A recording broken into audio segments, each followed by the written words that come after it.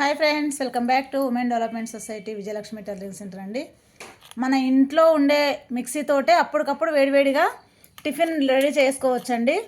పిండి మిల్లుకి వెళ్ళాలి, మళ్ళీ మనం పిండి పట్టించుకోవాలనే పని లేకుండా ఇంట్లో ఉన్న మిక్సీతోనే మనము కొంచెం బరకగా వేసుకుంటే బాగుంటుందండి. అంటే ఎవరి టేస్ట్ని బట్టి వాళ్ళు చేసుకోవాలి. కాకపోతే మనం వచ్చేసి ఇక్కడ చూసేయండి ఫ్రెండ్స్, కొంచెం బరకగా అంటే ఇట్లా తెలియట్లేదు, తింటే మాత్రమే తెలుస్తుంది, లైట్గా తెలుస్తుంది అనుకుంటాను. చూసేయండి, బియ్యం కూడా మిక్సీలోనే వేసామండి మనము. అంటే కొందరు అన్నం కూడా వేస్తారు, కొందరు బియ్యం అలాగే వేస్తారు. మనం మిక్సీలో వేసుకుంటే చిన్న చిన్న నూకలాగా అవుతుంది కదండి, త్వరగా ఉడుకుతుంది, టేస్టీగా ఉంటుంది. కాబట్టి మనం మిక్సీలో ఒక 2 రౌండ్లు తిప్పేసుకొని వేసుకోవాలి ఫ్రెండ్స్. నెక్స్ట్ వచ్చేసి నీళ్లు మరిగేలోపు మనం ఆ బియ్యం వేసేస్తామా, బియ్యం ఉడికేలోపు పిండి కూడా మిక్సీకి వేసి పెట్టుకుంటే, స్పేర్లో కూడా వేసి పెట్టుకోవచ్చండి.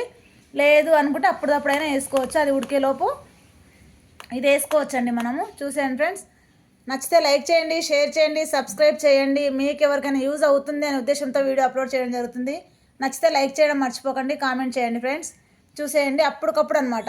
మనం ఇది అయ్యేలోపు పప్పు కుక్కర్లో వేసేసుకుంటే, గట్టి పప్పు అండి, ఎవరి టేస్ట్ని తగ్గట్టు వాళ్ళు తింటారు కాబట్టి కొంచెం గట్టిగా.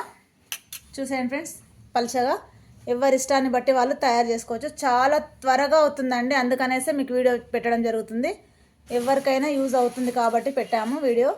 చూసేయండి ఫ్రెండ్స్, వేడివేడిగా రాగి ముద్ద పప్పుచారు తినేసేయండి. ఇష్టం ఉన్నవాళ్ళు నాటుకోడి కానీ, చికెన్ కానీ, మటన్ కానీ, బెండకాయ చట్నీ కానీ ఏదైనా చేసుకుంటారండి. ఎవరి టేస్ట్ని బట్టి వాళ్ళు. కర్రీ వచ్చేసి రాగి ముద్ద మాత్రం మనం పిండి పట్టించుకునే పని లేకుండా అప్పటికప్పుడు మనం మిక్సీలోనే వేసుకొని తొందరగా చేసేసుకోవచ్చు friends. Okay friends, thank you, నమస్తే.